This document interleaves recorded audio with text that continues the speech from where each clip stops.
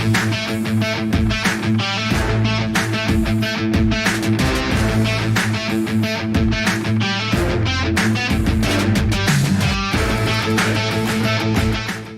up, fellow Hoop fans? Welcome back to another episode of the Last Shot NBA show here on Little Birdie TV. And as always, we are brought to you by our great friends at topsport.com.au.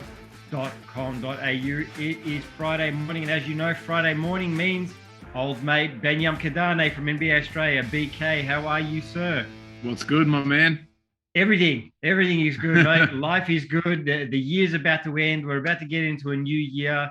We've got health. I don't think we need much more than that, BK. You got any plans for the new year? What are you doing? I think I'm gonna take it easy this year. I ain't trying to be outside like that.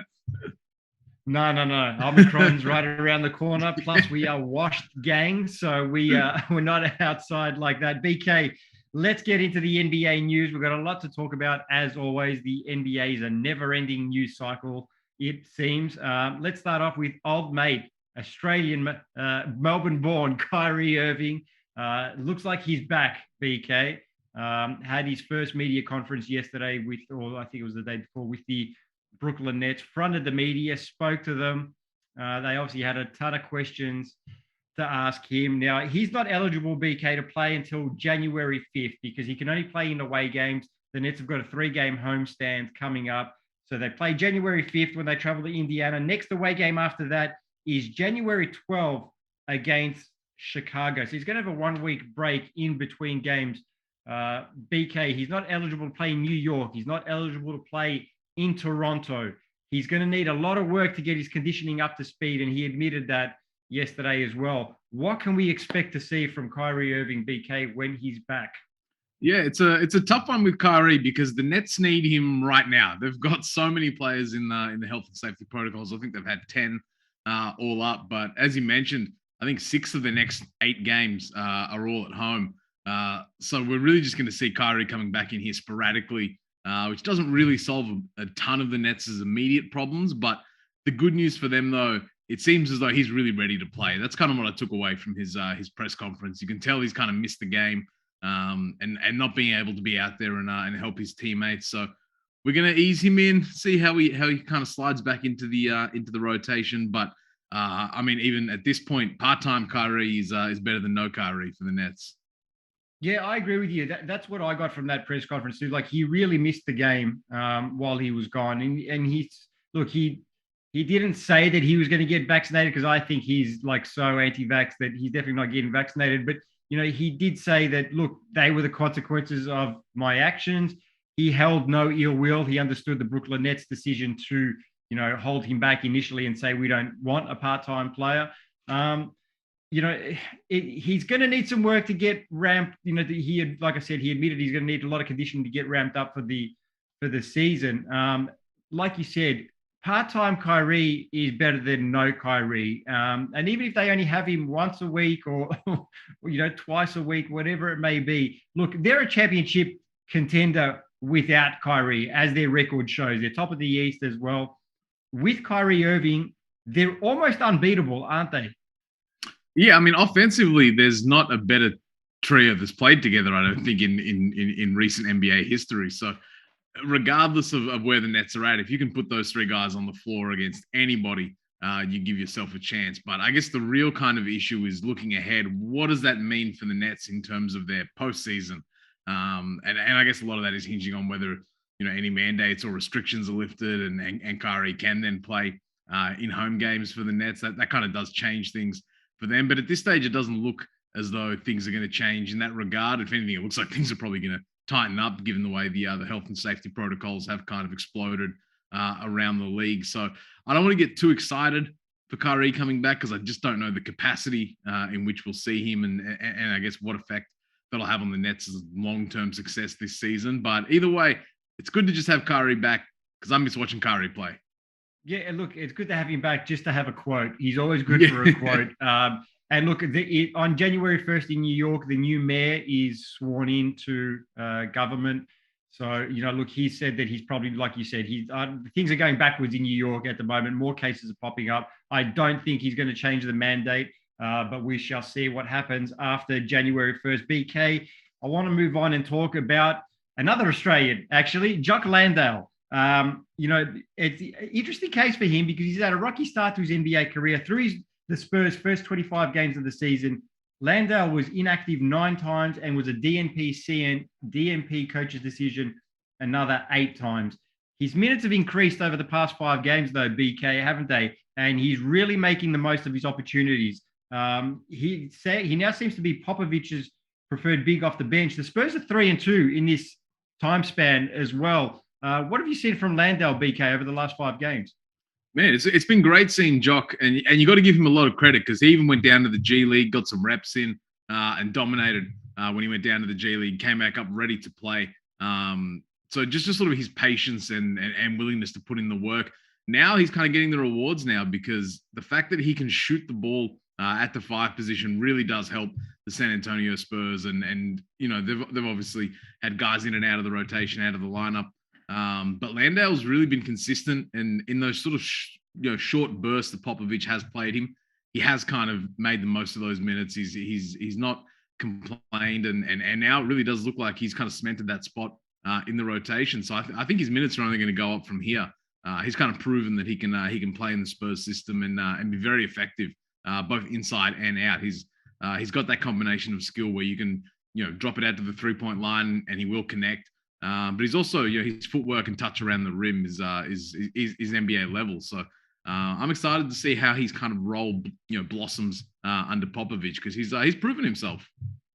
Yeah, you mentioned the shooting numbers. He's been very efficient. I think he's 19 of 30 from the field, including 6 of 10 from 3-point range. So he's proved that he's been very versatile like that. I do think he's going to get a lot more minutes now as well because, look, the Spurs are only a couple of games out from the 8th seed. I don't think they're going to make the playoffs. I don't think they're going to make the play-in tournament. So as the season goes on and those games become a little bit more meaningless, I guess, I feel like he's going to get a lot more minutes. But shout out to Landale. He is the epitome of staying ready so you don't have to get ready. When his number was called, he was ready, true professional. Shout out to him. I hope we see more of him going forward. Another guy I want to talk about, BK, Nikola Jokic. Now, the Denver Nuggets game today has been postponed against the Golden State Warriors because the Nuggets don't have enough available players to suit up. But Jokic, BK, and you pointed this out to me yesterday, he's having a historic season, isn't he? It's crazy. He's just under the radar having one of the best offensive seasons in NBA history. And that's coming off winning MVP last season. He's gotten better, offensively somehow, but his defense has been really, really impressive. This season, that was kind of the one kind of area of weakness in his game. His PER is on track for one of the highest all time, 32.6. But his rebounding has gotten better. His rim protection has gotten better, and he's really rounded out his game. And I know the Nuggets aren't getting a lot of headlines just because they are kind of hovering at 500. But every time I turn on a Denver game, this guy's just putting up incredible numbers. I look at Jokic, BK. We've got the tweet up on the screen now so people can have a look. The greatest PER season of all time. Jokic, 32.7 currently this season. Wilt Chamberlain was next at 32.1. And then Giannis in 1920 was 31.9. So that's some pretty good company there. But I look at Jokic, BK, and we all know how good he is, right? But do we still underrate him somehow? I think that's a fair question. And the answer is probably yes. Just because we haven't really seen anything like Jokic before. He fully deserved that MVP award last season. And to be honest, if you look at it just from an individual standpoint, there's every reason he should be in that conversation along with the Kevin Durant's and the Steph Currys on that tier. It's the team success, I guess, that's kind of holding him back. But the fact that you're improving on an MVP season, which was already pretty historically significant season anyway, is pretty cool. Look, if the Nuggets, I said that he can't win MVP this year just because I don't think the Nuggets will finish top 4. But if they somehow end up finishing top 4 and he's continuing to play like this, then he's making a strong case for himself to go back to back. BK, let's move on to Devin Booker. Devin Booker made a little bit of history yesterday, became the 7th youngest player in NBA history to reach the 10,000 all-time points milestone, behind only LeBron James, Kevin Durant, Kobe Bryant, some good names here. Carmelo Anthony, Tracy McGrady, and Giannis Antetokounmpo joins LeBron and Durant as the only players with 10,000 points and 800 three-pointers made before turning 26. Devin Booker, BK, shout out to him. We know the kid can score. He's definitely got that Mamba mentality. He's got the mid-range shot. He can shoot the three as well. He's pretty good, BK. and just at his age, it feels like Devin Booker has been around forever. But the fact that he's only 25 years old and putting up the numbers that he is, I kind of look at him. You know, there's a lot of great scorers in this league, especially the younger guys that are sort of coming through. But of that group of the Trae Youngs, the Ja Morants, and that kind of ilk, Devin Booker really has the potential to be like the Kevin Durant of his era in terms of like the best offensive player, the best pure scorer of his era. Just given how young he is and everything that he has sort of accomplished already in this league, he's going to end up with a frightening amount of points on his on his resume. Yeah, absolutely. They asked him about it post game, and he said, "Look, the 10K mark feels better than the 4K and the 5K and the 6K and all that." And then he joked. He said, maybe I would have reached it faster if Jeff Hornacek had played me a little bit more. Shout out to Devin Booker. BK, we're closing out the year. As we said, it's the January 1st tomorrow. I thought I wanted to ask you your favorite moment of the season so far. Could be a moment, could be a highlight, could be anything you like, but what's something that's really, just struck out at you?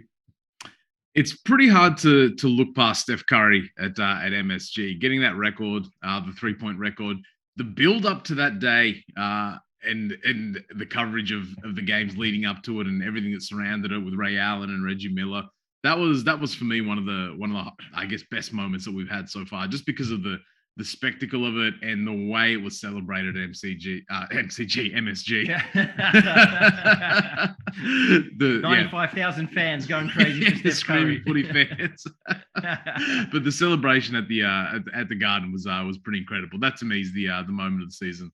All right, hear me out here, right? I like that you went with the MSG vibe, and I'm going with MSG as well, but something a little bit different. Now, you could call me a homer here. I'm going with Kemba Walker's triple-double on Christmas Day. For me, that was just a great moment. It really, because everything that Kemba had been through, like the numbers don't really jump out at you. I think he had 10, 10, and 12 or something along those lines. So the numbers don't jump out at you, but it was the moment. It's Christmas Day. He hadn't played for about 3 weeks because Tom Thibodeau had benched him and said, look, he's out of the rotation. Hadn't played in a while. Only comes back because the Knicks are just down bodies.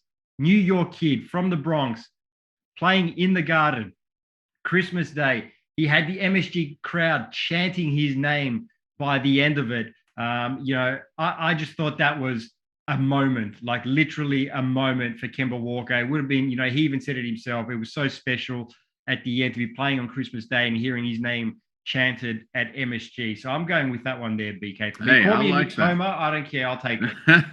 the MSG bias is real over here. But the resurrection of Kemba Walker has been pretty cool in the last couple of weeks, considering he was not just out of the starting five, but out of the rotation. This man was in street clothes. They were like trying to trade him. They'd signed him 3 months ago, and then they were trying to trade him, after that thing. So shout out to Kemba.